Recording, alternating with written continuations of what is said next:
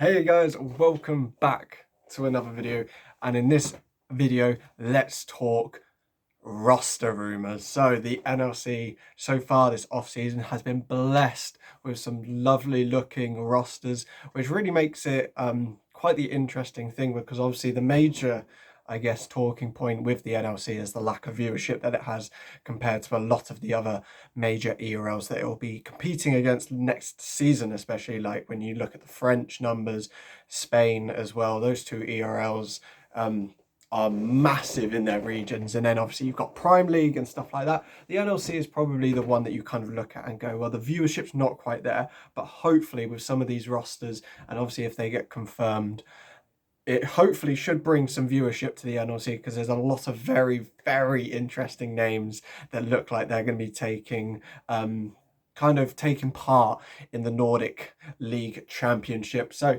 let's start with, I guess, some of the rumours. So coming from the up-and-comer, we'll start at BTXL. So the main one that came from the up-and-comer was that Dan would be staying in the jungle position.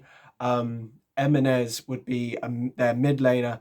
And the one that personally for me makes me very happy is that Torok will be the coach for BTXL. So if you don't know who Torok is, he's a lovely guy, really nice, always happy to talk to if you ever need anything or have a question to ask him or anything. Obviously, the head coach of the S&G team that had been doing really well the last couple of splits, but this is a massive step up for him, and I'm really excited to see him have this opportunity for a LEC academy. And obviously BTXL are coming in, and they've got no Fnatic Rising anymore, so on paper they're the biggest brand in the NLC now.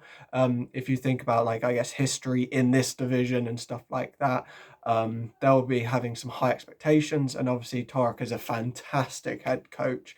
He's done absolutely wonders with S&G, and obviously lots of previous experience as well, not only just on S&G but in the UK League of Legends scene as well.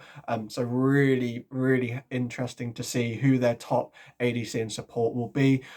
Most likely, obviously, there's going to be a lot of changes. Orome,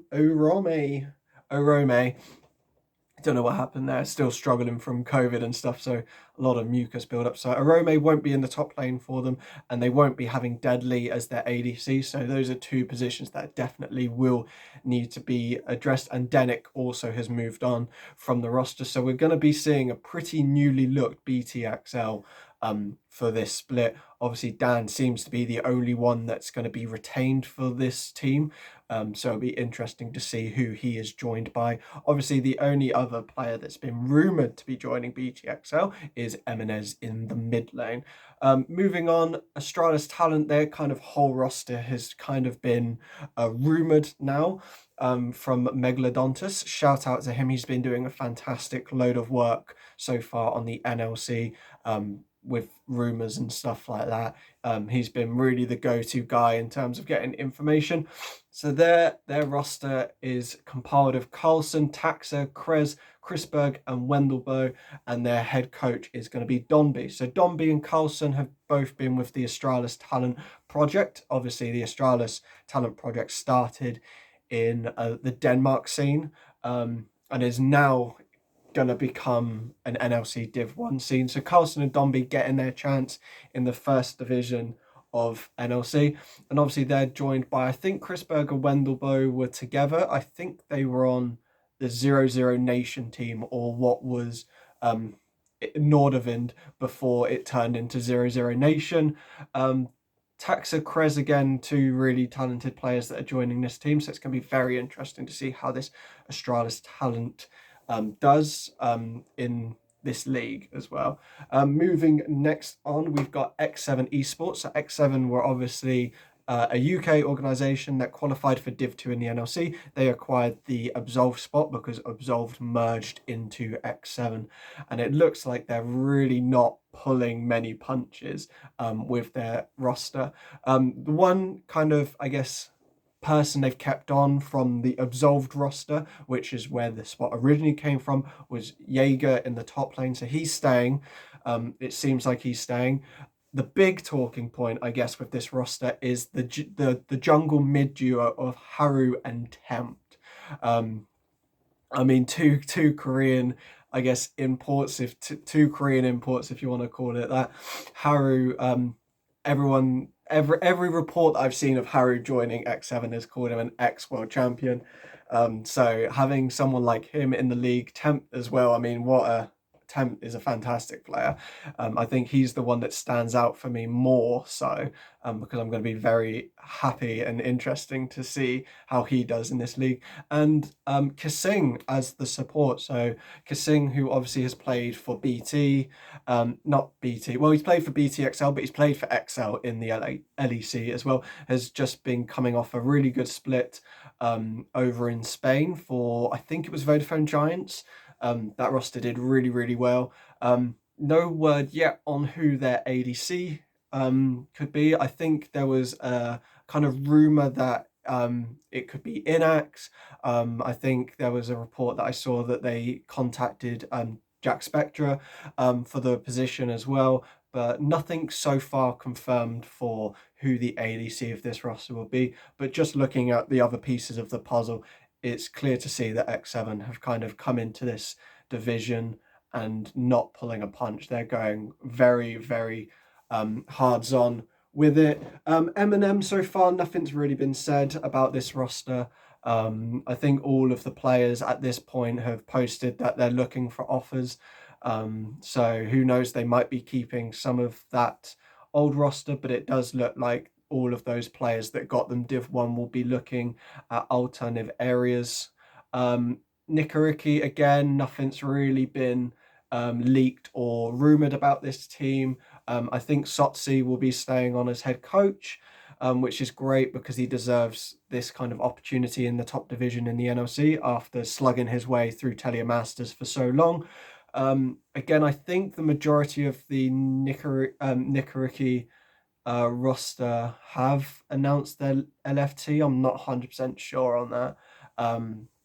I think there's a couple of players that haven't really posted too much, so I wouldn't be surprised if Nikariki keep a couple of their players. Moving on to Buyfrost. Now, Buyfrost roster was rumoured by Megalodontis as well.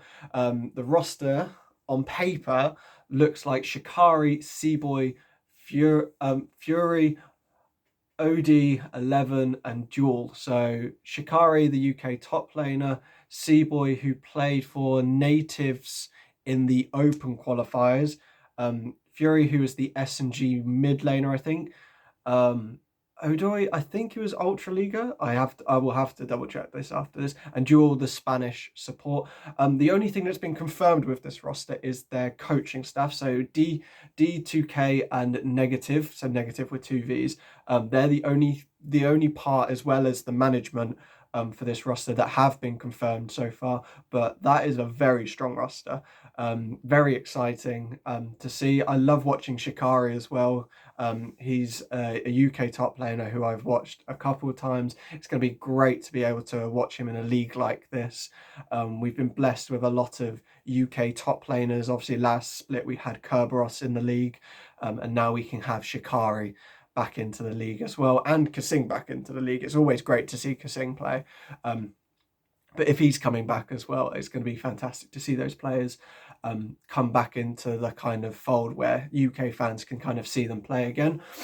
Moving on, Veneer, nothing's really been said about Veneer. I know their bot lane have definitely announced that they're looking at options. Their mid laner has, I think, recently just signed for someone, so it could be Veneer, could be obviously someone else, but nothing's really been leaked about this roster, so we'll have to see what Veneer end up doing. Riddle looks like a very nice team, and I'm not saying that because my old head coach is rumored to be their assistant coach. Shout out Phobos. But they've kept three of their players. They've kept their top, jungle, and mid. So Kets, MC, and Slow Q. Slow Q being the Korean Swedish mid laner who is, if you've never seen this guy play before, watch him play. He is a fantastic player. I love watching this guy play. And then they've got Faith Can, ADC, and Nukes as support. So Faith Can in the TCL Academy, I believe. and I'm not too sure where Nukes has played before, but they've got a head coach of Don't Ban Nidda, and I think from what I've heard, he was the assistant coach of Riddle last split, and he's kind of been moved up to the head coach position. So that's what I've seen. So they're keeping the top side of Riddle the same and adding in Faith Can and Nukes and promoting their assistant coach to head coach. Don't Ban Nidda in that role as well, which will be a fantastic. I mean, Riddle were fantastic last split. They took a game off BTXL, and I'm definitely going to look for them to improve on that. Obviously, they've decided to keep 3 out of the 5 players the same, and are obviously hoping that the improvements to bot lane are enough to be able to get them into those EU Master slots. And I guess the last team that's got a full roster rumoured is Dusty. So they've got, oh my god, I'm going to butcher this pronunciation of the top laner. Elias, Viking, Backland, Venza, and FGG, with Zen being the head coach of the Dusty roster. Obviously, not too sure. I think they were on Izzy Dream. I think it's a bit of an Izzy Dream throwback from what I saw Megalodontist tweet about. But I guess the big talking point for me is FGG being in Div 1. I think it's fantastic. I mean, that guy was fantastic last split. Not only just for Resolve in the first division, but he also played for Resolve Academy in the UKLC. Massive talent on that guy.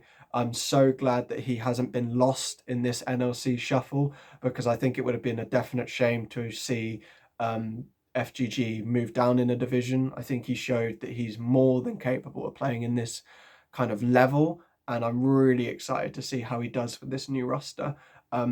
A lot of people saying that it's going to be a really fantastic roster to watch and stuff. But I guess for me personally, just watching FGG and kind of keeping track on his progress is going to be fantastic to watch, because I think this guy has a very bright future. And if he carries on the kind of route that he's been going on so far, I mean, he's gone from UKLC to NLC in half a split. Now he's got a spot starting in the NLC. It'll be interesting to see how he does. And then obviously, I guess the last talking point from the NLC Div 1 is the S&G Roehampton kind of merger. A lot of kind of throwback on this kind of acquisition of S&G becoming what you could technically say a uni team. They're obviously only accepting university students that can travel to the University of Roehampton for boot camps and stuff like that. The only thing that S&G and Roehampton so far have confirmed, and the only thing that's been rumoured, is that Rye will be their head coach. Obviously, I saw one post about questioning Rye and his kind of credentials as a head coach, or questioning S&G and the decision making in terms of appointing Rye. But you only have to look at his work with Resolve to see how well he does with talent and stuff like that, and making them better. I think a lot of people kind of have already said that this team will struggle in this division, but I think you've got someone there who knows what they're doing and knows how to kind of handle expectations, and obviously blows a lot of expectations out of the park. No one expected Resolve to be quite the powerhouse that they were, and he's definitely the main figure behind that, not just on a organization front, but he's obviously very hands-on with League of Legends and stuff like that. It's going to be very interesting to see how this roster shapes up, because they've not necessarily limited their pool, but they have in some ways to just university students. So it'll be very interesting to see what sort of university students we get coming out of the S&G Roehampton project. And obviously it's going to be very interesting to see how this kind of team does. Will they just be stomped every game by the teams that have invested in ERL talent? Or will they surprise a couple of people? Will they pull up a couple of upsets? Obviously, we're going to have to see how the Veneer, Nicoriki, and Eminem kind of rosters start forming up. Then we can kind of base our opinions on where teams will fall in. But just based on the teams that have been rumoured so far, it's going to be a very, very interesting NLC season. So let me know, obviously, on Twitter or wherever, who do you think so far has won the NLC off-season? Is it Astralis Talent with keeping their top laner, but also adding in some already established NLC talent? Is it X7 with their Korean imports? Is it Buyfrost with their pretty all-rounded roster, or is it Riddle or Dusty? Let me know who you think so far has got the better looking roster on paper. Obviously, these are all rumours with only a couple things being confirmed by the organisations, so take these rumours with a very pinch of salt that things could change last minute. I think it's been reported that a lot of verbal agreements have been made, but we know that obviously verbal agreements only mean so far and can always be chopped and changed if another player comes available or if another organisation comes in for certain players. But hopefully in the next couple of weeks, we'll have some more solid confirmation on some of the other teams that we don't quite know too much about. I'm looking at you, Eminem, Nick, Ricky and Veneer. Start leaking your roster. Start getting stuff out there. We'd love to hear it. But that's all for this video. Catch you guys later.